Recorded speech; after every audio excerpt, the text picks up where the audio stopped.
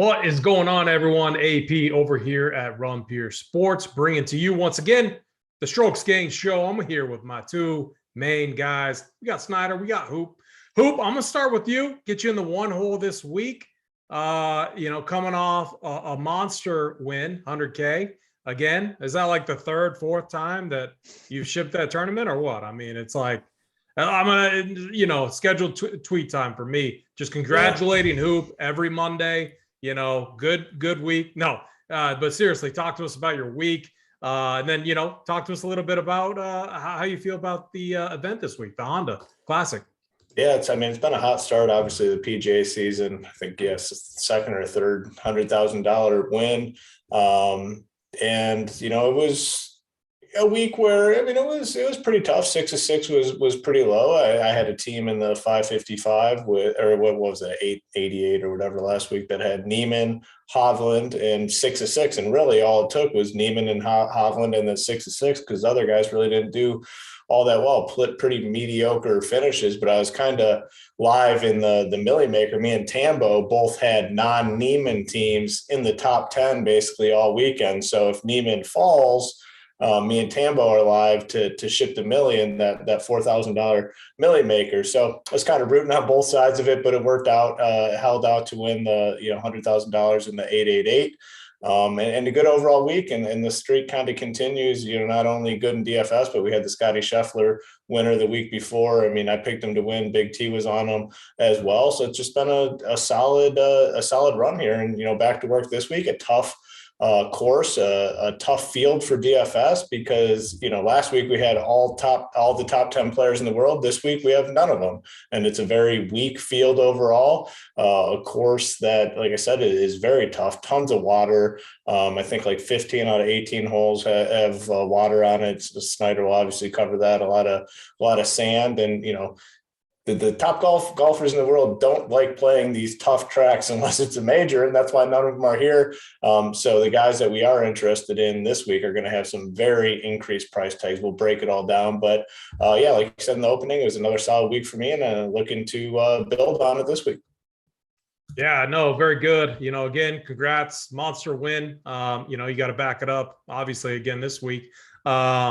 Snyder, it's cold here. We went from over the weekend having 50, 60, 70 degree weather to I was just right before I was telling you guys how I was shoveling ice off of my driveway, like literally 15 minutes ago, right before the show. It's just brutal. It's like literally like 5 degrees out. With that in mind, how are you getting by tonight? How are you feeling about this week? How was last week? I know over the weekend you're in a poker tournament. Best post-flop player in the world, our own guy right here, Mitch Snyder. Again, made the money in a live event. Was live, just went card dead. Talk to us about your weekend, my man. Yeah, it was a fun time here in. It was actually across the river here in Iowa. We don't have a gambling here in Nebraska. We're about an hour away. There's a Horseshoe Casino here in Iowa. The Run Good Poker Series was in town, which is like one of the biggest tournaments that comes through here as far as the World Series of Poker circuit event comes through here once a year as well, but the Run Good comes through twice a year. They had $100,000 guaranteed prize pool, and they 4x'd it. I think the prize pool was right around like 450,000, so had to jump in there. Made day 2, but I just couldn't get anything going day 2. Just grinded my way, made the money. I think the top 90 got paid. I ended up finishing like in 63rd. I just couldn't get anything going, but it was all in all, it was a fun event. PGA wise, I felt like I had a lot of the right plays. I just did not have any Neiman, which really held me back. And there was another guy up there I didn't have, but for like my whole player pool, I felt like the whole player pool, I had majority of my guys get through the cut. I just couldn't get the right combos going. So it was a little bit of a down week for me, but it was a fun weekend all around. Looking forward to getting Hoop in the poker streets again here, maybe in about 2 or 3 weeks here. I'll have to give him the business again. Yeah, I'm keeping my money back home when I make the trip to Big T's. I can't handle getting raped by Snyder on the poker table. You literally, I bought all the money that you had in your wallet, and I ended up losing it to freaking Seidel and Snyder. Yeah, you and I And had a rough JT go on Hayes. the poker JT tab. Hayes owned me too. He had no idea like what his hands were. I don't think he's a card player, but oh man, it was brutal for me. But yeah, I'm looking forward to this week, guys. Like I need a rebound. My two value plays I was high on last week just got absolutely owned. Wyndham Clark and our boy Patrick Rogers, the notebook player of the week, obviously did not pan out. We're going to rebound strong, though. I feel very confident about this week. You know, another thing, too, one of our big outrights, we had Matt Jones, the winner last year. So we were high on him when I went back and reviewed the content that we had going for this week. So I'm excited to get into it. Again, if you haven't yet, hit that like button, hit that subscribe button. It helps us to keep this free for each and all of you each and every week. How we do it, we're going to go tier by tier. But first, Snyder, I'm going to kick it back to you. Talk to us about the course this week. What are you expecting? Yeah, we're back here on the East Coast, back in Florida here at PGA National for the Honda Classic. This is going to be one of the toughest courses they see all year. It plays as a top 5 toughest course on this whole schedule. Par 70 here measures 7,125 yards. The winning score I'm expecting here this week is going to be in that -7 to -9 range, I think.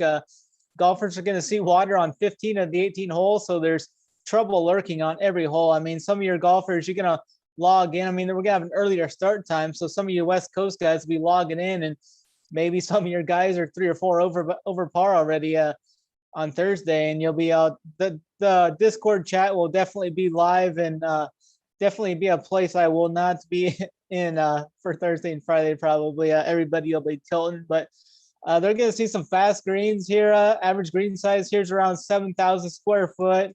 It's a little larger than tour average. The PGA National has a ton of sand bunkers here. You're going to need a good scrambling here as well. The bear traps here, holes 15 through 17, play as one of the toughest stretches, 3-hole stretches on tour, but I mean, the bear trap gets all the notoriety and all the pub, but holes 5 through 7 actually play very tough as well.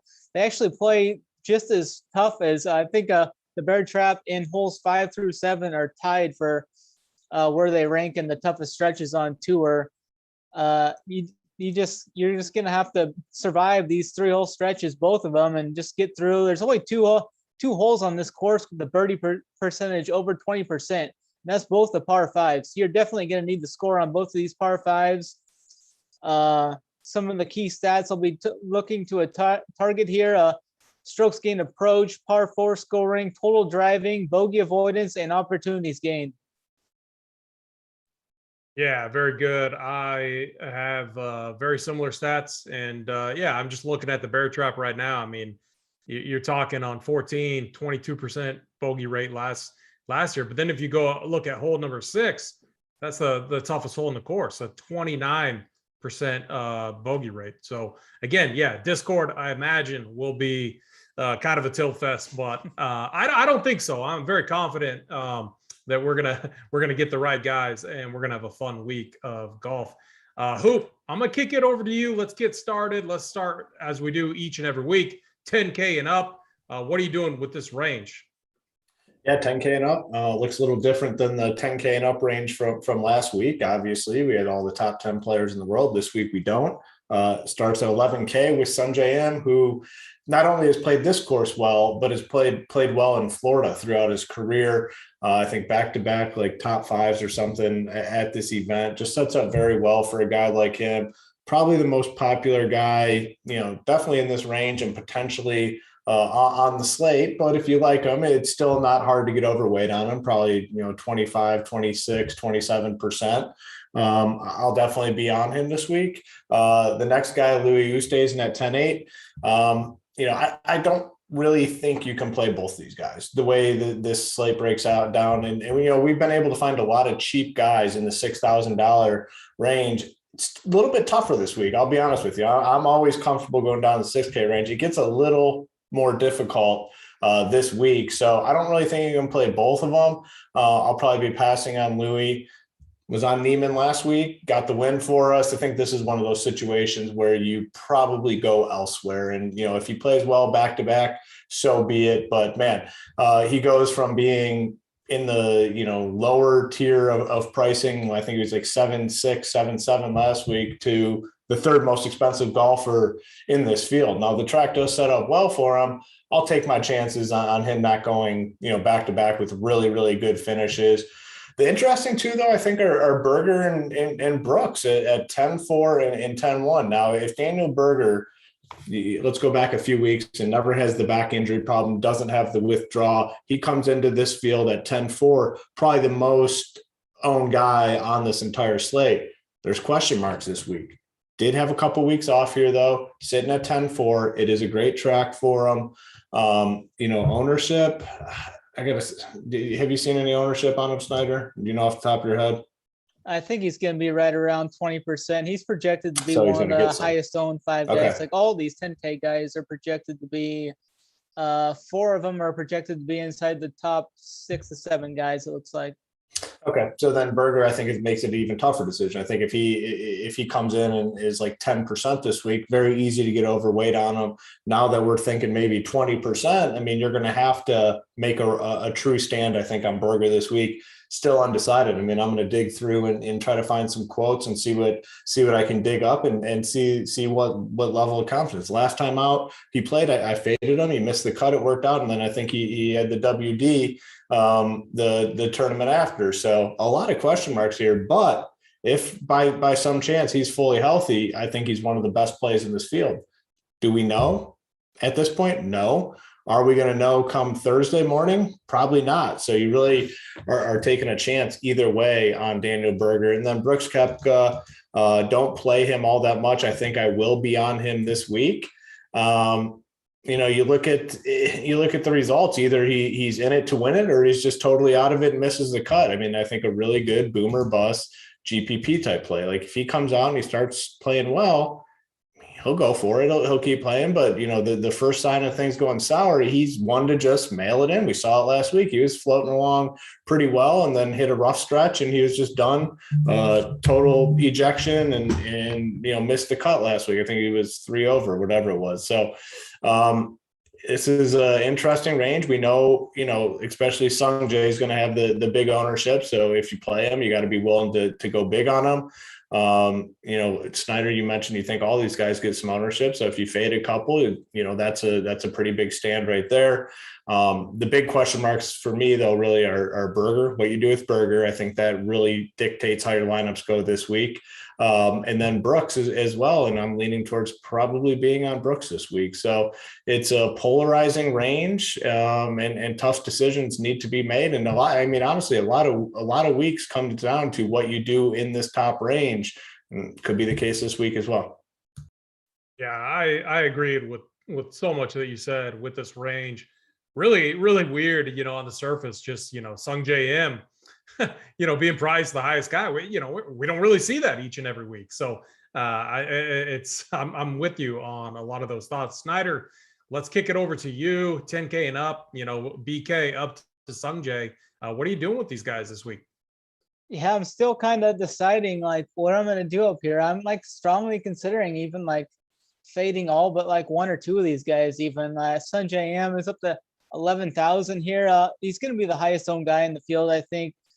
Did finish 8th here last year, won this event in 2020. I just think some of the guys below him have nearly just as much win equity, can have that outlier one event, same median projection as him. So I think I'm going to be off Sung Jae. It could burn me, but it could end up being a good thing. I was off Rom last week. It was a very tough fade for me. I didn't feel good at it at all, but there at the end, I was I'm just going to get off him. All the top 10 guys there, I was some of these other guys could have that same win, because I went heavy on Morikawa, and that ended up working out for me last week. So I think I'm going to be off him. I think I'm going to be off Usti here. He's got decent course history. Did miss the cut last year, 24th and 21st in his last 3 trips in. Priced up a little bit too much for me. I think I'm just going to be off of him. But I do like Joaquin Niemann. It looks like he's going to be the one guy that isn't going to be owned in this range. And like we saw with Scotty Scheffler last week. He came off that win. I think he was 7 to 9% ownership in that event last week. I think That was this one of the course, more shocking things I'll say last week. And I'm not a huge ownership guy. I'm a Scheffler fan, and I'm all for, if you want to fade someone after a win, but he wasn't even all. I mean, he was priced where he usually is last week. Like, even if he didn't come off the win the previous week, he probably still would have been right around the 9K. I was utterly shocked that he was in the single digits. Yeah, that was pretty crazy, I thought as well. But he's talked about how he likes playing this event. This is one of his favorite stops on tour just because he gets to sleep in his own bed. He lives nearby. Here he talked about how much fun it's going to be having his friends and family here for the event. Top 25 last year here, and is top 10 in approach and par 4 scoring over the last 24 rounds. 6 at the Farmers, then 1 last week. So he was kind of peaking. Hopefully he can keep that good mojo going. I'd take another top 10 easy from Niemann here at this price tag. Definitely in this field. I think he could even maybe go back to back. I mean, that'd be a tough feat, but it's still on the table. I think Berger, I'm not sure what I'm going to do without him. I need to dig in more on Berger, see how he's feeling, see how the practice rounds go and such. Definitely think that's a great price tag for him in this field. And Brooks is right there. I'm going to have some Brooks for sure. So it's probably going to be like a Niemann and Brooks for me in this range, I think. Finished second here in 2019, and I could easily see him just dusting this field if he wants to. Like if he comes in motivated and starts out like with a few birdies to open up his round, definitely could see him just dust in this field, as he's definitely the highest, has the most win equity, I think, in this whole field. If he's motivated, if he wants to be here and play. That's always a question with him and these non-majors. But he did talk about it pre-seeds and how, like, coming into the year, how he was kind of embarrassed, how he dropped to 20th overall. I mean, this is a good spot for him to pick off a pretty easy win, I think. He almost got into a playoff there in 2019, but I think somebody made like a long putt or something there to deny him the playoff the last time he was here in 2019. So I'm going to be on Niemann and Brooks more than likely in this 10K range. Man, I just got to say, I love the Niemann call. I've been someone, more often, fairly often, that just like auto fades these guys coming off a win. I don't think we can, especially like Niemann. Look what he's done in his last 5 events. He has a T5, a T6, and then a win. He's missed a couple cuts in there, but the guy is just a ball striking machine. T25 here last year. Love the comments about kind of the home field advantage, living near the course. I'm starring him. I'm with you on Niemann. I think he looked incredible last week, and in tournaments especially. We know like he's gonna be lower owned because people just like look at Scotty Scheffler like that. That's just such a good example. So love that call. Sungjae is like the funny one for me. He like on paper just fits this course so well. Like that, like the type of golfer that you want, a guy that's gonna hit a fairway. Then hit the green, make a couple putts, make a ton of pars, get the occasional birdie, limit bogeys. That is Sungjae Im, obviously a former winner here, T8 last year. I don't think I can fade. Like the one thing about the Honda that I see is like so often we get a random guy win. Keith Mitchell, winner. Matt Jones, winner here. Then we also have the big names like Justin Thomas, a former winner here. So like, obviously he's not in play this week, but that makes me think of guys like Daniel Berger. If Daniel Berger is coming in like fully healthy, I would want to be like, if we somehow could, like, okay, so here's what I need to see. If he's playing all of his practice rounds, if he's doing everything that he needs to do, I'm going to work under the assumption that you know what, the back, maybe it's feeling better. Like, I don't think it was anything major that was going on there because he was still golfing. Now he's taking a couple weeks off.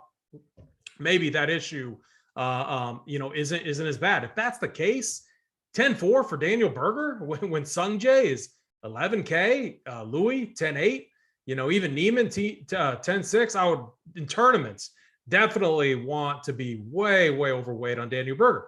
The problem, like both of you said, is we need that information. So Berger, for me, I want to love him in this range, but we need confirmation that he's doing all the things that he needs to be doing, that he's going to the practice rounds, he's not skipping pro-am events, that he's not saying stuff about the back. If I see all of those things, Berger, I'm going to be overweight on him. I mean, the dude finished T4 last year. He's improved in his finish. Like he's made the cut 3 times in a row, T29, 36, and then a T4. And really of late is when we've seen Berger in his prime. So sign me up for Daniel Berger. I want to like Brooks Koepka here. Like I almost, for me, I think like my route with him is like I might just put like an outright on him, because like with Kepka, it's like he could dust you in DFS. Maybe you hedge it by putting 100 or so on him in as an outright, because I think he's 20 to 22 to 1 or something, 20 to 1, like not bad odds, 100, $200, because it's like he's winning or he's missing cuts. So for me in this range, I love the Neiman call. I want to really like Berger. So like I would say those are my 1 and 2, but keep in mind, like we got to make sure Berger's healthy. So I'm going to leave it at that. Snyder, what are your 1 and 2 in this range, just to wrap it up? I'm going to go Neiman 1 and then Brooks 2. All right, very good. Hoop, you're 1 and 2, and then take us down to the 9K range. Yeah, we'll say you guys did talk me into Neiman. I was planning on fading him, but I think you guys made some very strong points. It's one thing I'm always honest about. I come on this show, open slate, to hear what you guys have to say, and planning on being off Neiman. I think I'm going to play him now. I mean, very convincing argument on your guys' part. But my 1-2 is going to be, I'm going to say Sungjae 1. I do, it's looking like 25, 26, 27%. I wouldn't be surprised if that's lower. Like, are people really going to want to pay $11,000 for Sungjae? I wouldn't be surprised if that ownership comes in a little bit lower, but he's going to be 1. And then I'm going to say Brooks number 2. If Brooks comes into this event and wants to win, which he does have some incentive to win, like Snyder mentioned, he wants to get in that top, whatever, 20 or what is it? Where is he sitting in the world? Pretty low, right? He was top 20. He fell to top 20, and he talked about being embarrassed. Yeah, if he wants to catch up, this is a field to do it against. So it's a boomer bust play, though. I mean, honestly, we've seen it time and time again. Like if he's in it, it's going to be a top 10 finish. If he's not in it mentally, he's just going to miss the cut. So it's a risky play, but I do like Brooks. Into this 9K range, some interesting plays. We finally see Tommy Fleetwood, and Tommy Fleetwood is a guy that over the last couple of years has turned into someone that plays very well overseas, and he comes here and he sucks. But this is the event where there's an exception, because he's come here and he's played really well. I remember last season at this event, I faded him and he made a strong push, and I was super tilted. I think most weeks we can go back to that mindset. Like, okay, when he's over here, he doesn't play that well. This week, I think, is an exception because of the uniqueness of this course. He's a guy I'm going to be on at 9-9. Billy Horschel. I've not played a lot of Billy Horschel lately, and it's burned me because he's been playing some solid golf. So not only do we have the hot recent play, but we have elite course history here as well. But, that comes with a hefty 9.6K price tag, but it's tough to overlook. Now you got to find some cuts. We talked about a lot of guys so far that we like. Some cuts for me are going to be Lowry, Norton, AP's boy, Matty Wolf. This does not seem like a Matty Wolf course, but no, not at all. But so You're many not offending times, me. Yeah, but so many times he does well on these like weird random courses where like this guy doesn't have a chance, and this is where he pops up and does well. I can't do it. Keith Mitchell sounds like he's getting some popularity. Don't know what I'm going to do with Mitchell yet. I mean, he has been very solid, and I believe he has good course history here. You look at, a T7 cut at the Farmers, 12th and 10th. So it's on a little bit of a heater. I believe he's played well here. I'm not committed to him just yet. Matt Jones, like AP said, we had him as an outright at this event last year. He won. I don't know if I'll be going back to him. So way more interest in the top range, specifically Fleetwood and Horschel. And then I think just because of pricing and the guys I like above, I'm probably going to have to fade a good chunk of these guys. But, Fleetwood is, I used to play so much Fleetwood, like in the past, like not the past couple of years, but like way before COVID, just a steady soldier for us. But he's been hurtful the last couple of years, but I will be going to him. Then Horschel, I haven't been on Horschel at all. I'm getting on him this week. Yeah, I love the calls. I mean, Fleetwood is a guy that just, struggles to score. And that's his problem at some of these birdie fests. He just can't keep up with some of these other guys, but he knows how to stay out of trouble. So I know Snyder's been watching the European Tour, and maybe he has some insight on how Tommy Fleetwood has been playing. Snyder, what are you doing with this 9K range this week? Yeah, I like some of these guys in this range. I'm really not sure what I'm going to do with Fleetwood, though. I've just never really seemed to get him right here recently over the last 2 years or so. Whenever I play him, he usually sucks. When I don't, it's usually in this event where he finishes in the top 5. He has had a couple solid outings overseas as of late. I'm not sure if I'm going to get to him yet. What's new? I mean, that's all he does. He finishes great over there and comes here and freaking sucks. Trust me, he's hurt my feelings so many damn times. I mean, I love the guy. Like some of my biggest, I can remember some of my first like big DFS PGA hits were with Fleetwood. He's just always so steady. But like the last couple years, he just sucks when he plays over here. But this event is the one exception. Yeah, I do like some Billy Ho right under him.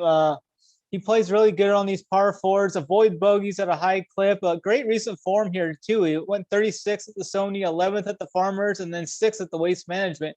So he's kind of peaking at the right spot. I like him coming in here into Florida, where he's comfortable here in Florida. Owns a couple of top 10s here as well. The short game's been great, so I'm going to be on some Billy Ho for sure. Shane Lowry, I kind of like playing him in tournaments, so I'll probably have some of him. He's 4 for 4 in cuts made. Here comes off a couple top 25s overseas. Finished 9th at the DP World Tour Championship overseas. The price tag is a little higher than we normally see for him, and it looks like the ownership's going to be down on him. So I'll probably have a little bit of him in tournaments. Alex Norton, I've been on him as of late here. He's went 48th, 6th, 39th.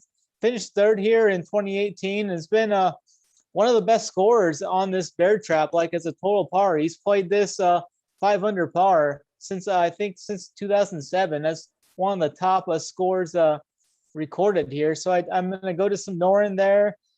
Killer Keith loves the Bermuda grass here. He's kind of popping in the recent form models. Top 10 in par 4 scoring, bogey avoidance, ball striking, tee to green. Has finished 12th or better in 3 of his last 4 events, and he even won this event back in 2019. So I'm going to have some Killer Keith Mitchell. I think he's going to be pretty popular, though. So him and Billy are going to be the 2 most popular guys in this range. I don't think many people are going to go to Matt Jones here, though, at the bottom of this range. I think Matt Jones is a good leverage play off of Mito, who's I think is going to see quite a bit more ownership for $100 cheaper.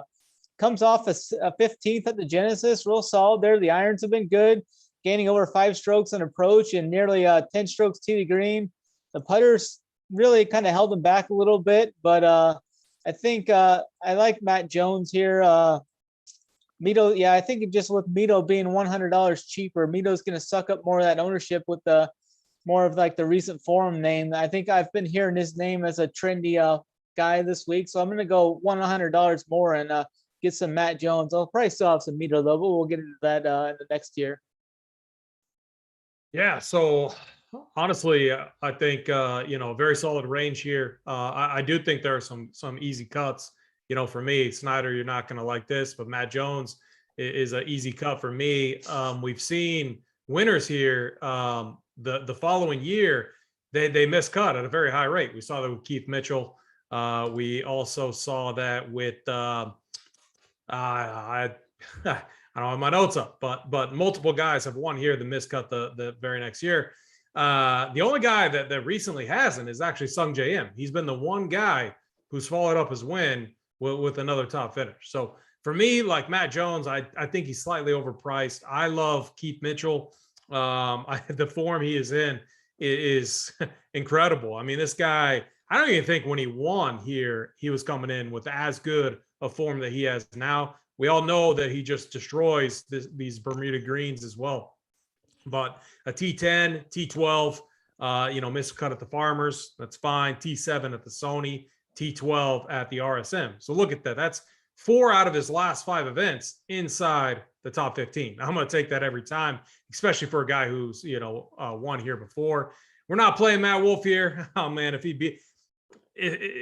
he like wins here, I don't know. I mean, it's like, I don't know. It's not an ideal course fit. It's, if you're hitting foul balls here, it's not good at all. You're going to be putting yourself in a bad position. That's what he does. But as Hoop said, sometimes he shows up at these weird events. So I'm not doing it. So maybe it's like if I fade him, he does really well. And if I play him, he doesn't do very well. I don't know. If you're a believer in that type of stuff, then play him. I won't be playing him. Snyder, I like your comments on Alex Norton. He's a guy I've just been playing, like mixing him in. Like he's a guy that's never highly owned. And so it's not too hard to get overweight on him. So I'm going to leave him in my pool. I'm going to give him a fair projection and just kind of see where he lands.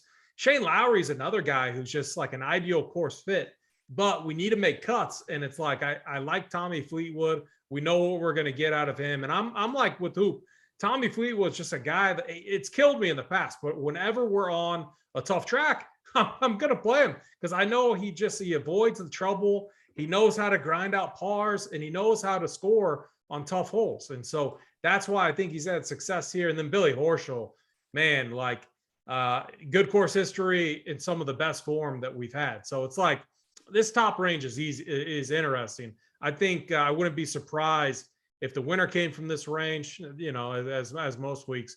But we do have to make some cuts. So for me, I think like my favorite, I got to go Keith Mitchell, and then I'm going to go Billy Horschel. It's really close for me between Billy Ho and Tommy Fleetwood.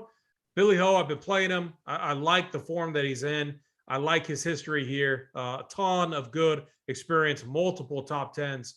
So I'm going to go with those two guys. Hoop, you're 1 and 2 in this range. Yeah, I think, man, the more I kind of look at things, I think I like Tommy Fleetwood even more than I let on. So I'm going to go Tommy Fleetwood 1 and then Horschel 2. I do like you guys' comments about Mitchell. I think Mitchell's probably a solid play. I'm going to be a little higher on him than I was coming into the show. But Fleetwood and then Horschel for me. Snyder, I know, you know, you're going to take us into this next range, but Mito is your guy. You've been on him, I think, before a lot of people, which has been common with these guys. Don't let ownership stuff, you know, take you. What do we see every week? Ownership, it always ends up spreading out. So give me your top 2 in this range and then take us into the 8K range. Yeah, I'm going to go with Billy Horschel 1 and Keith Mitchell 2. Then, yeah, I'm going to have some Mito. He ranks 4th in strokes gained total in this field over the last 50 rounds. The putters actually came around for him. I mean, last year he had some trouble with the putter, but that's been 6 straight events for Mito now. He's gaining strokes. He's averaging 2.8 strokes gained in his last 5 events with the putter, which was something he was missing last year. I mean, he's always been a great ball striker, and he kind of lost it a little bit in those last 2 missed cuts he had this year, but the ball striking came back last week, gained nearly 3 strokes approach. The off the tee game shouldn't be as impactful, I don't think, here, but I'll be back on Mito some too. I think Mito's probably, I don't think he's going to be that highly owned, like maybe like 13 to 15%. I don't think it's going to get too far out of control. So I'm definitely going to have some Mito. The guy that could, the ownership, it'll be interesting to see what happens with the price hike here and everything on Cam Young. But I mean, he's just been elite off the tee.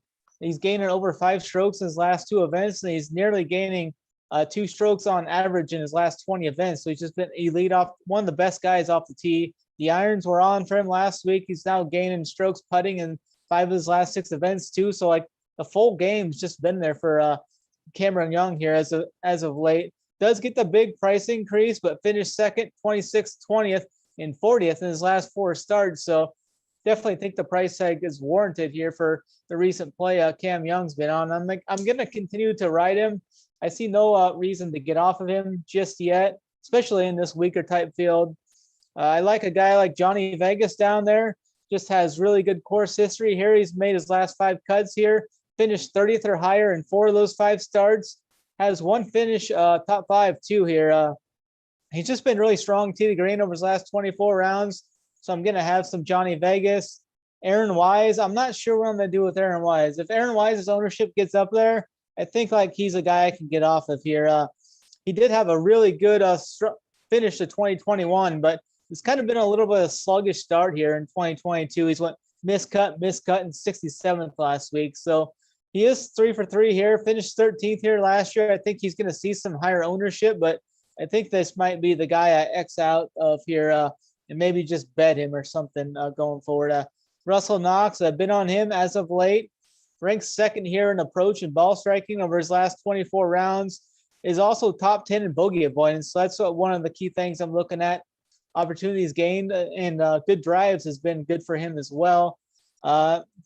He's had Russell Knox, as I talked about the other guy having a good course history here on the bear trap. Russell Knox actually has the best results on the bear trap here. He's 6 under through those 3 toughest holes here. 3 straight top 35s heading into this week. So I'm definitely going to have some Russell Knox in this range as well. Yeah, very good. We'll be a little different on a few of these plays. Snyder, just laughing over there. Hoop, 8K range. You know, a lot of good options here. Some new faces as well. Some auto fades as well, like our boy Patrick Reed. Man. What are you Hoop's doing gonna be with on Patrick Reed this week? Yeah, that is not true. That is a very false statement. If you've ever watched this show or any of my PGA content, Patrick Reed is the easiest cross off. Just not good. I mean, just not a very good player at this point. But Mito, probably one of my biggest regrets last week I played Mito, and I was over the field on Mito, but I did not play like nearly as much as I wanted to.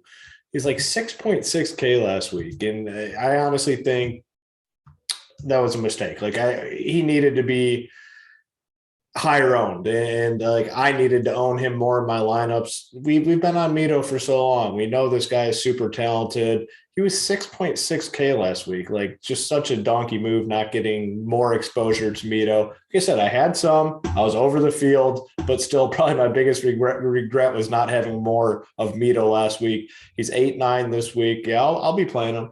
You know, I agree with you. Probably 12. You know, maybe like 10, 11, 12%. Owned somewhere in that range. Easy to get over the field. I like him. I do like a lot of guys in this range. So some of the guys I mentioned, I'll probably end up cutting. But like Brian Harman seems like a good track for Brian Harman.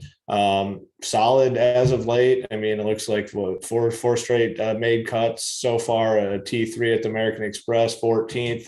At the Waste Management. Cameron Young the guy's legit. And, you know, he'll probably have some ownership this week because of how well he played last week.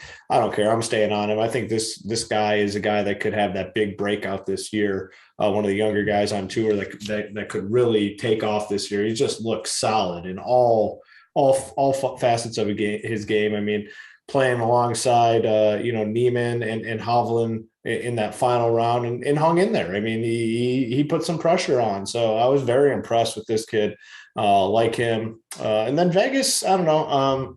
That's a guy I'm still kind of going back and forth on. Good course history, obviously. But when I think about this course, and I could be wrong, when I think about it, it just doesn't seem like a Johnny Vegas track. But he has had this success here, and I know course history at this place is pretty big. So still kind of deciding on him. Also still kind of deciding on Aaron Wise. Like this is a guy I had high hopes for this season. Just it really hasn't been there. I mean, missed cut at the Farmers, missed cut at the Waste Management. The Genesis last week made the cut, but basically finished dead last. Never broke 70 in any of those rounds last week.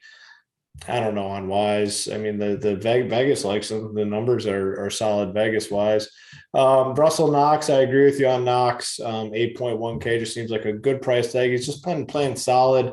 And these courses where par is a good score, like that to me screams like a Russell Knox. When you got a guy that's just going to grind these pars and maybe pick up a birdie here and there, like to me that's Russell Knox, and he's been playing solid in pretty solid fields. Like last week, held his own in that big boy field. He's actually finished 33rd in 3 straight events. So I really do like him. And then Bezaden Hout at 8K flat. I mean, another guy that when I think of like a tough track and par is a good score, he's a guy that interests me. So there's a lot of guys I like in this range. And honestly, like I said, a lot of the guys I mentioned there, some of the guys I might have to cut because I just don't know how much room in my lineups I'll have for these guys, but it's a loaded range.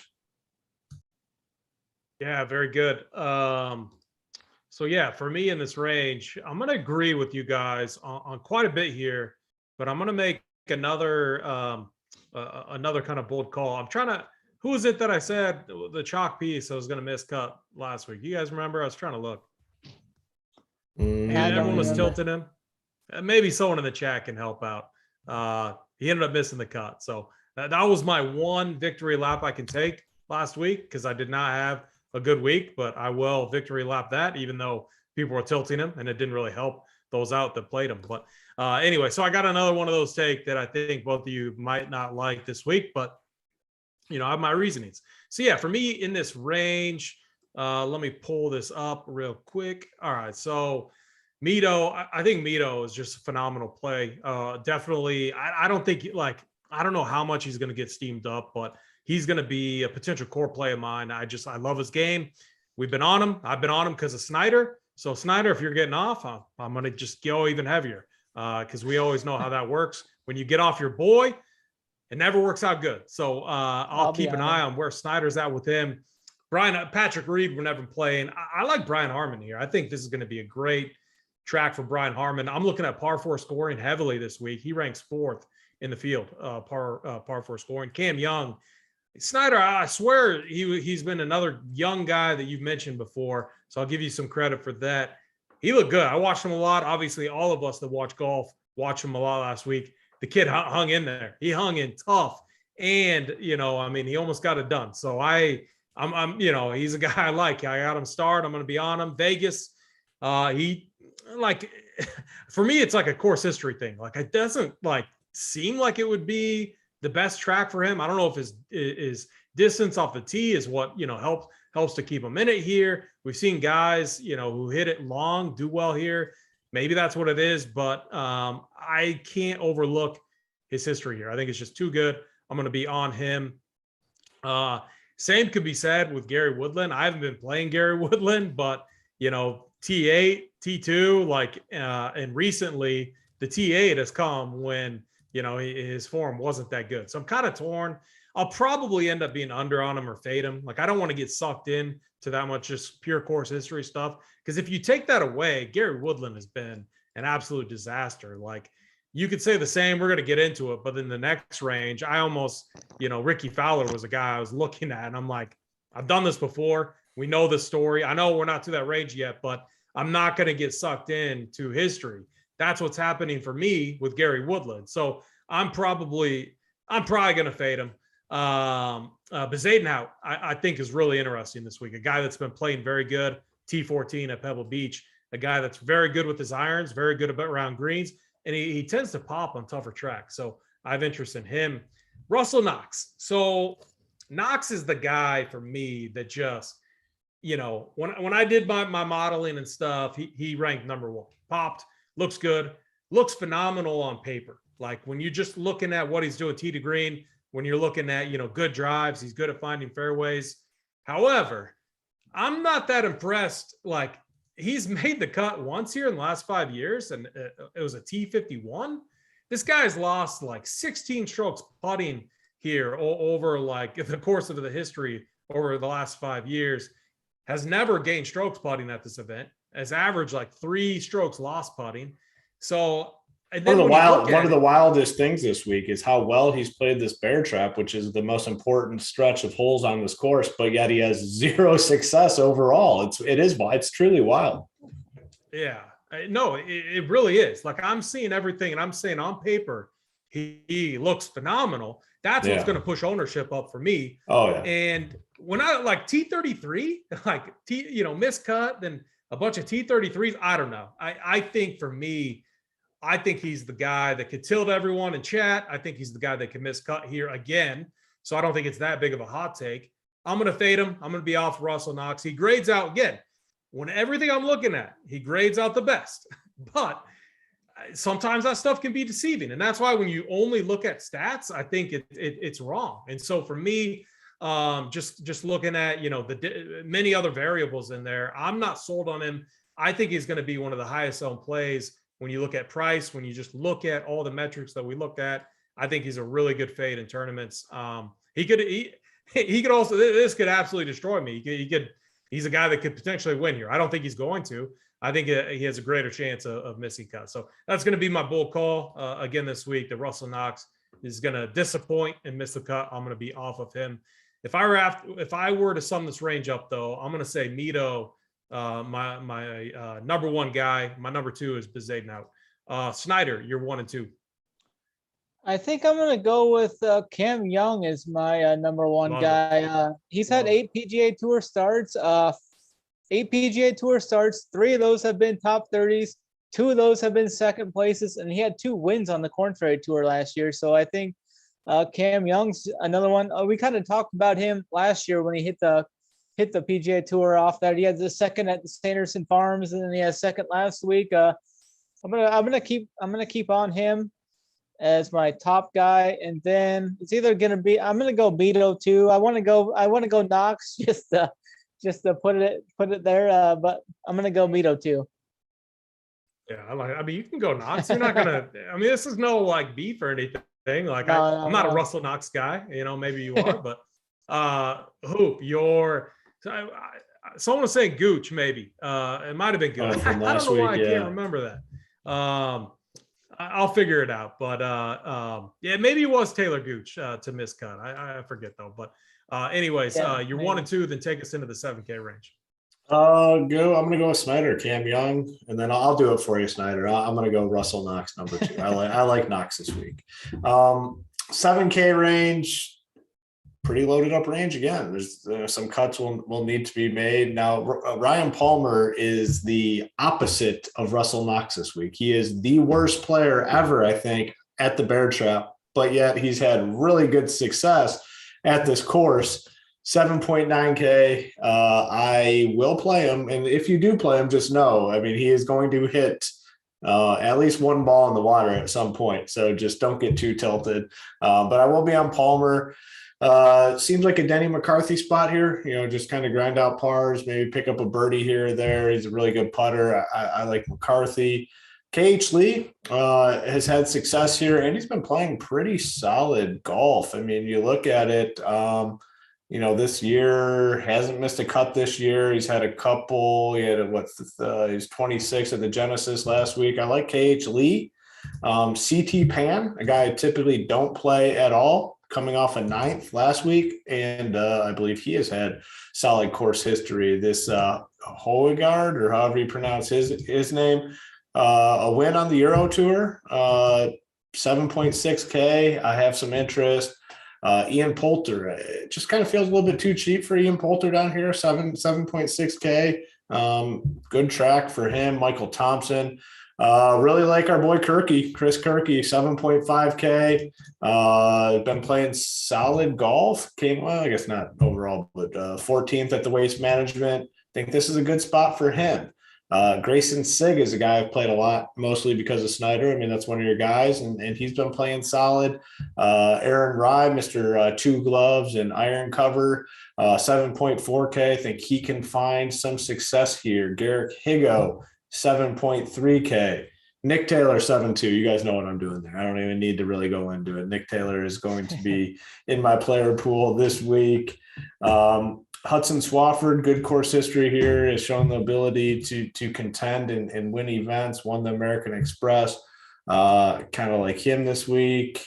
Stewie Sink, 7.1K. Svensson, 7K.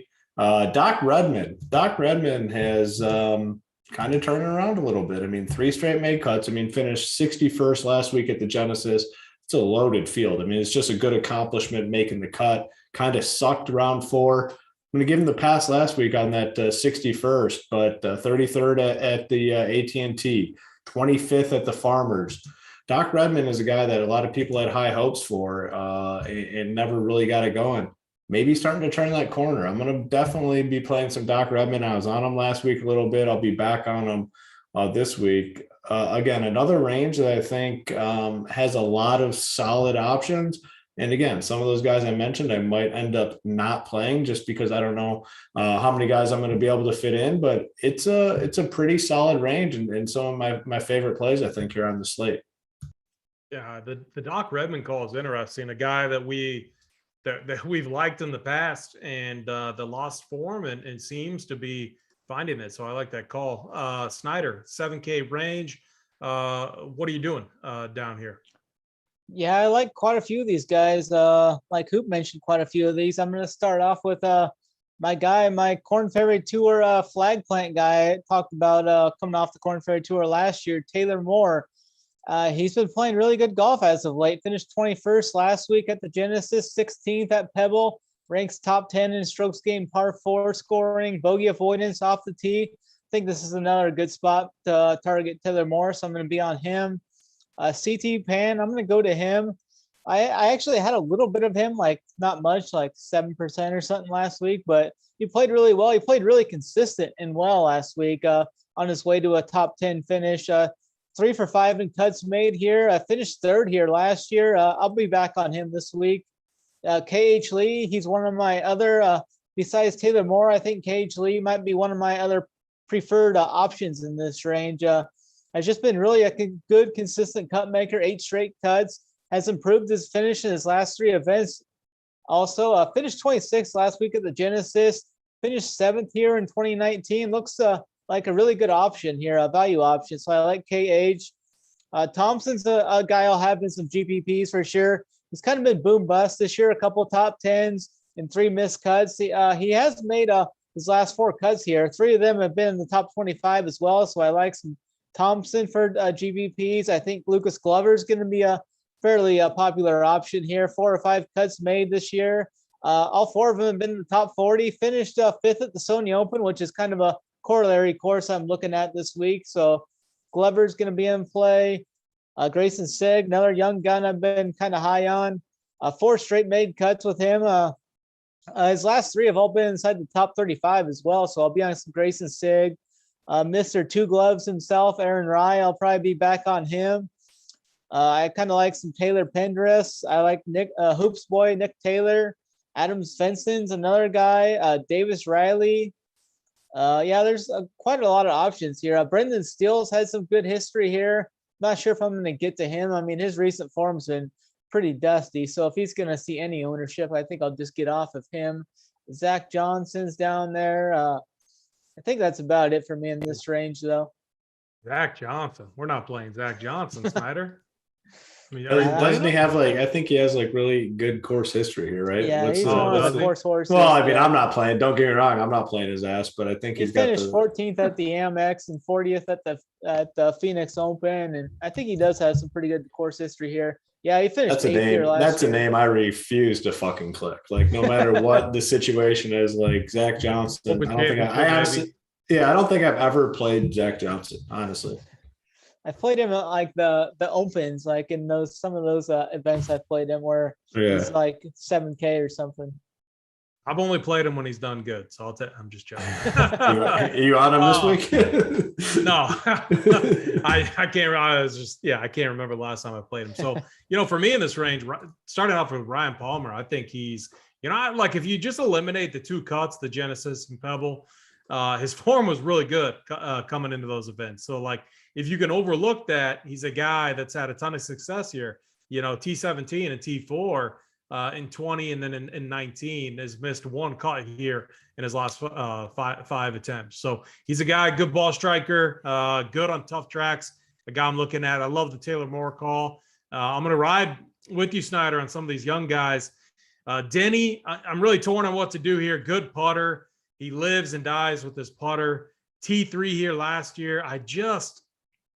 He's another guy that I'm like, do I really want to play a chalky Denny McCarthy? He's one of those guys that I look at kind of like Russell Knox that I might just be making the cut there. All it takes is 1 mistake for these guys, and their putter can't save them. So I'm really torn there. Lee Westwood, I don't recall either of you mentioning him, but I mean he's played well on the Euro Tour this year. Two events only. And Snyder, I looked him up. I looked it up. He got a T20 at Abu Dhabi. What? Oh yeah, ladies on the bag. Oh, cheers. Yeah. I don't know. We'll find out though. I would assume so. If the lady's not on the bag, I retract all of my statements. I won't be on him. But he, T20, he's doing what we're accustomed to seeing him do, which is make cuts and grind out good finishes and never win. And I'll take that here at his price. of 7,800. And it's a tough track. And he's got some decent history here, a couple top 10s. He did miss the cut last year in 21. I think he might have been kind of popular coming into this event too. I just recall talking about everyone talking about I think he was coming in with decent form, tough track. So I like him to bounce back here. And I think no one's going to play him. So he's got him looking at. CT Pan, I like what you guys had to say with him. Ricky Fowler, I've seen, winner here in 17. He was the other guy I was thinking of. One here, then missed cut. So he's been interesting. Then he T2 and then missed cut. T65 last year. I just think he sucks and he's just going to miss the cut. So we're, he's past his prime. He's trying. If you want a guy that's going to try and not get you the results, play Ricky Fowler.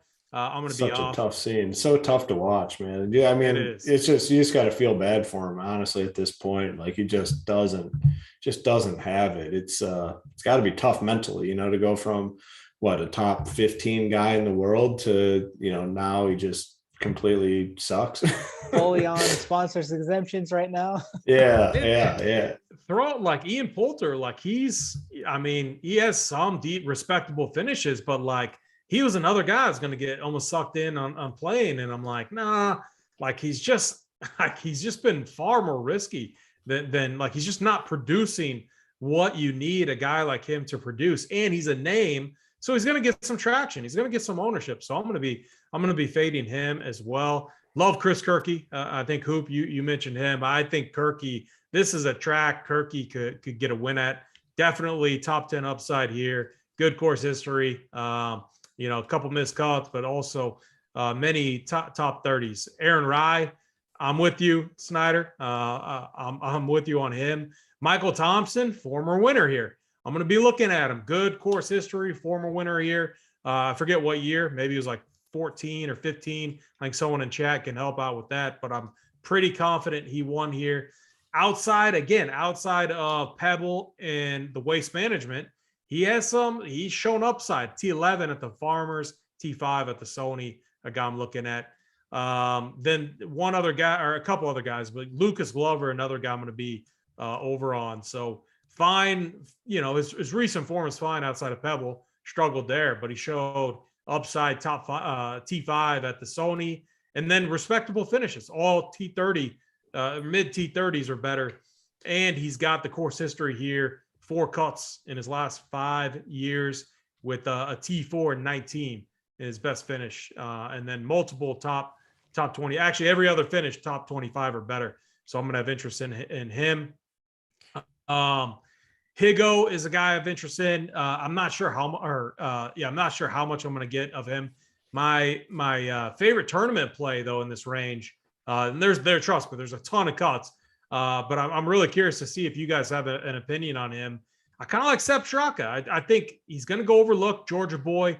I think we don't I just haven't really heard a lot of people talk about him. But a T15 looked good last week. T15 at the Genesis has been a really good cut maker and has made 2 cuts out of 3 attempts here at the Honda. He's a guy that's not really going to pop on paper, but everything is trending in the right direction. So he's going to be a value in this range that I'm going to be very overweight on. I have him projected right around 3 to 5% ownership on him. I'm probably going to have him around 15 to 20. So, not going too crazy, but getting 4 to 5 times the field is where I'll be at on Sepp Straka.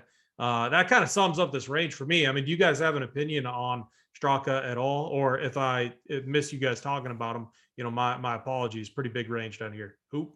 Yeah, I'm on Straka. I didn't really talk about him, but don't think he'll be all that owned. What has he made? 5 straight cuts, a couple top 20s mixed in there. And the thing I like most about Straka, the top 20s came at the pretty loaded field events, like at the Farmers, where it was all the top golfers, and that 16th there and 15th at the Genesis. So those 2 fields that have been pretty loaded lately, he succeeded in and excelled. So I do like Sepp Straka this week. Yeah, and I should have said my 2 favorites are Straka and Kepcke. So Hoop, you're 1 and 2. One question. There's how many? Is this a full field event? Is it 156? Do you guys know the number on that? Let me look. Yeah. All right. My 1-2. Number 1 is going to be KH Lee. Really like KH Lee. Then I'm going to join you with our boy Chris Kirky as number 2. But it is a very loaded range. I mean, there's a lot of solid options, and we all rattled off a lot of guys, and you guys convinced me on some other guys, and I just, man, it's like I don't know how many I'll be able to play, but I really, really do like this range. Yeah, I agree with you there. Snyder, you're 1 and 2, and then take us down to that 6K range. My 1 and 2 here is going to be Taylor Moore 1 and KH Lee number 2. And then diving down to the 6K range, there's a couple of guys I like here. I like Mark Hubbard quite a bit here. Ranked 6th in bogey avoidance and top 15 in approach. Was very consistent down the stretch in 2021. Comes off a 33rd at Pebble Beach, 46th here last year and 11th the year before. So definitely going to have some Mark Hubbard. Austin Smotherman, 33rd at Pebble Beach, 11th at the Farmers. He's ranking really well in some key stats I'm looking at this week, so I'm going to have some Austin Smotherman. Vaughn Taylor's made 7 of his last 9 cuts here. Doesn't hold too much upside, but did finish 28th at Pebble and 42nd at Sony in his last 2 starts. So I'm going to have some Vaughn Taylor for sure. Chase Seifert was a late add to the field. Underpriced, I think. Definitely underpriced for his odds. He was DK has him at 60 to 1. That's great. I don't know why'd they do that. Like I just pulled it up on Bovada. He's 275 to 1 on Bovada. Oh, DK really? put him at 60 to DK put him at 60 to 1. I was wondering. I mean, that was pretty crazy. Yeah. I'm going to have some Brian Stewart, too. He's made his last 3 cuts, finished 20th here in 2019. Bryce Garnett, 25th last year, 11th in 2020 here. Finished 53rd at the Waste Management Phoenix Open in his last start. I'm going to have him. There's some other guys I will probably be on as well, too. I'm going to look kind of leaning on you guys down here. I don't have much conviction besides like Mark Hubbard, mainly in the 6K range. Yeah, I mean, it's a tough range. Like, I agree with that. I think our winner's coming from the 7K and up range. That's not a hot take at all. I mean, I know, but I think this range gets pretty dirty there quickly. Hoop, 6K range. What are you seeing down here? I looked up Seifert on FanDuel and he's 160 to 1. So I don't know what DK is thinking putting him at. Maybe someone just after he won the qualifier, just put a shit ton of money on him or something. Like, or I don't know. Or he didn't win. He got in because someone was out. But it's just he was just in the tiebreaker though.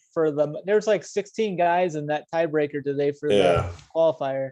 Yeah, I mean, it's definitely an outlier number on DK. 6K range is one, I usually will go down to and play a lot of guys, but this is going to be my lowest exposure to the 6K range probably this season for me. I agree with the Hubbard call. I think Hubbard is a fine option here. I typically like him. He's got the course history. I think he's fine. JJ Spawn, I'll probably have a little bit of him. I like that Smotherman call. Really wasn't on him, but I think that makes sense. It's our boy Cam Cole. He loves Smotherman. Lee Hodges at 6'8", a little bit of interest. I'll go back to the Postman, JT Poston. He treated us well a couple times this season. 6.8K, weak field. I'll have some exposure to him. Vaughn Taylor. Hitchcock, 6.8K. I like him a little bit. Kadira at 6'6". I'll play him. Sung Kang, 6'6". Hayden Buckley, a little interest in him. Ryan Armour, like a little Kanger interest. too? Yeah, I do like Kang. Sung Kang little too. Yeah. I will have Kang. Isn't this the event where his caddy forgot to bring an umbrella and he was doing really well, like in the lead in round 3? And it just randomly starts downpouring there. No, bro. Yeah. Do you guys remember that? I don't, but it sounds fun. But it's just a real random downpour. I think this was the track, but he did finish 10th in 2016 here. I think that was the year too. Yeah, his caddy didn't bring an umbrella, and I mean there was no rain in the forecast. But I mean he got if you look it up, you'll see he's wearing a white shirt. You can see his little nipples and stuff. So yeah, it's funny. Yeah, but you get down there, it dries up pretty quick. I mean, man, I'd love to be able to recommend my boy, Mr. Werenski, down here at 6'2", but here are his last 5 results. Cut, cut, cut, cut, cut. Werenski is no longer treating us well, so won't be playing him. But yeah, really, it's not a great range, and I'll be fine ending most of my lineups in that 7K range. We'll have some exposure to some guys down here, but a lot less than I've had so far this season. Yeah, it really is a tough range. I mean, I think you guys both mentioned the best plays. Matthew Neesmith, I would add to the list. I think he's definitely one of the better options. And like you could, if he was 7.2, I would have interest in him. 2 made cuts here, T36, T38. The last 2 years, and he comes in with decent track record. The only thing holding him back is his putter. This guy's been, he ranks second in just good drives, which means finding fairways relative to this field. So that's something that's a priority this week for sure. Mark Hubbard, I like the comments on there. The notebook play is interesting this week. I'm going to skip over him. But Austin Smotherland, I like your comments. I agree with him. Snyder, a guy that I'm willing to get on. Hickok, I agree with you on him. Hoop. Sung Kang, this is how dirty this range is. Like, he's a guy I've listed. I didn't think anyone else was going to list him or be on him, but I'm going to, he randomly will show up at these tough tracks for some reason. Like, he's been so bad, but get on a tough track with a field that's not that good, and he's going to pop. And so I have a little bit of interest in Sung Kang, the guy. So I got to keep it light because this range is tough, but Postman is the other guy that I might go back to as well. But the notebook play, so this guy has made the cut 3 in his last 4 attempts. He's got a T36, T30, T29. I believe each time, well, I know for sure the last year, when he came into this event, he was coming off like 4 or 5 miscuts. So his form was just terrible. So he's one guy that's just played well here despite form. And coming into this event, he's missed 4 of his last 5 cuts, and his only made cut is a T56. So his form is not that good. So warning, it's just a bold warning there, but it's Adam Schenk. I like him here. I think I just like the former cuts, and I like that he's got good experience here, and the price tag 6'9", and you got to think a guy like him, weak field. He's been in a lot of events recently where we've had a lot of good golfers. So get him in a weak field on a tough track. I think he's going to be a guy that grinds out a cut and then grinds out like a T35 or better. So Adam Schenk's going to be the notebook play of the week. Again, tough range. I'm not going to have a ton of exposure to the 6K range. I like the 7K guys. Like I didn't even, Stuart Sink, meant to mention him. He's a guy 7-1. I love him this week, like Hudson Swafford. So my advice, and I think you guys both agree, is get heavier exposure to the 7K range. I think it's far more valuable this week than most cases. Yeah. Where we have a lot of those studs that we can go to. So yeah, and a lot of times, you look at these fields and you look at the pricing and you see gaps in talent, and you try to identify where the biggest gaps are in talent. And this week, it's exactly what you just said. The biggest gap in talent, when you look at this field and the DK field with the pricing, is between that 7K range and the 6K range. Like, there's a massive gap in talent. Some of these guys at 7K down to these guys in the 6K range. A lot of times that's not the case. A lot of times we can come down to the 6K range and say, oh, these guys are pretty similar to the guys in the 7K range. This week, I think it's a massive gap. Yeah, no, I agree with that as well. Snyder, any final comments on 6K range? Not too much. I'm just going to be mainly overweight on Mark Hubbard and Austin Smotherman down here, with maybe some of those other guys. Like, I'll have some Kang and I'll have some Neesmith. Probably have some Stewart too down here. Not too much though, just mainly Hubbard and Smotherman. Yeah, very good, guys. Let's go on to our winners. Snyder, do you have yours ready to go? Just who you think, the odds don't matter, and then one winner that's more of a long shot. I'm just going to go with kind of a long shot just to win here. I'm going to go with my guy Taylor Moore to get the W here. He's 50-1 odds over at DraftKings. So I'm going to go with Taylor Moore, and then I'm going to go for my long shot. I'm going to go down here to the 1.6K guy. I do like Mark Hubbard at 130 to 1 odds. Like that. Yeah, I mean, I might anytime I can get 100 to 1 or more. Like I'm always throwing a little bit on it. It's just too tasty to pass up. Hoop, your winners this week.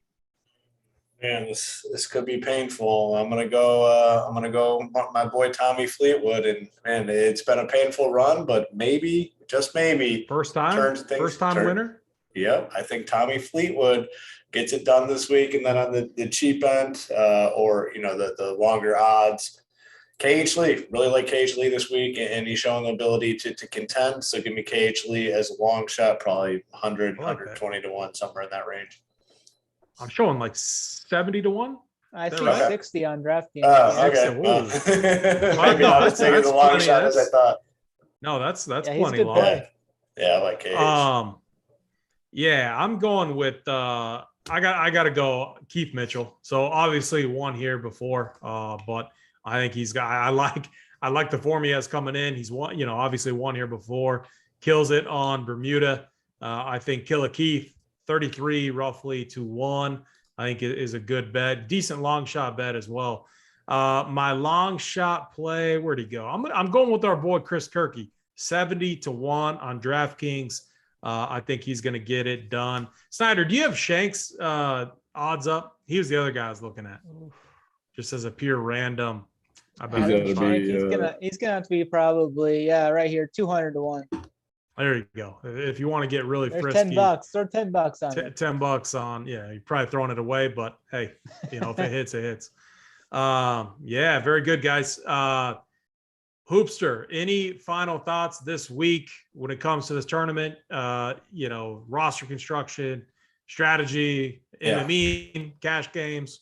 I mean, the main thing, make your stands like always. Make sure you get over the field and the guys you like. But man, if your guy comes out and knocks a couple bogeys in there, don't get tilted. What's the cut typically like here? It's like 3-4 over par, right? So there's a lot of time to make up for those bogeys. Your guys are going to make bogeys. Your guys probably will hit in the water along the way. And it's hard mentally to not get super tilted, but it's a long game. And these guys, this course is a grind. They're going to have to grind it out all weekend to win.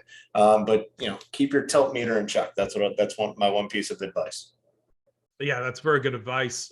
Before I kick it over to Snyder, again, I've only asked once, because I'm a bad host when it comes to asking, but hit that like button. Also hit that subscribe button. Helps us out very much. And if you're a member, so one thing that we did last week, and I thought it was awesome. I enjoyed it. We did shows for the showdown slates. That is something that we are going to continue, I believe, for members only. So if you're a member, that's going to be very beneficial for us to have, or for you to have access to that content. So again, rounds, what is it? 2, 3, and then the final round. Yeah, and honestly, more so than anyone in the industry. I mean, we have 4 or 5 people devoted to every single showdown slate. I mean, a lot of the competitors, they'll throw out, here are 3 golfers we like for showdown. Like, we have 4 to 5 people. We have a full playbook that Snyder does for every round, and we're going to add in these videos as well, which will be, probably 30 to 40 minutes full breakdown of the slate going into each round. And I mean, it's a big edge. I mean, sometimes you can catch the weather edge, you can catch pricing edge, you can catch just edges on guys that, maybe just putted like absolute shit in round 1. And, all they got to do is putt average round 2, and they're gonna have a big solid round for you. So we're devoting a lot of resources into these showdown slates. So it's definitely a valuable piece of our content. Speaking of showdown content and slates, we got the man right here, Snyder. He's the one that builds the playbook for all the showdowns.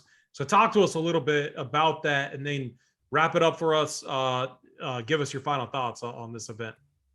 I every round after pretty close to the completion of play, I start working on the playbook. I go through all the day's stats, like who did what their score. I individually look at most of the scorecards too, recap everybody's rounds, see if I can find any edges on these guys.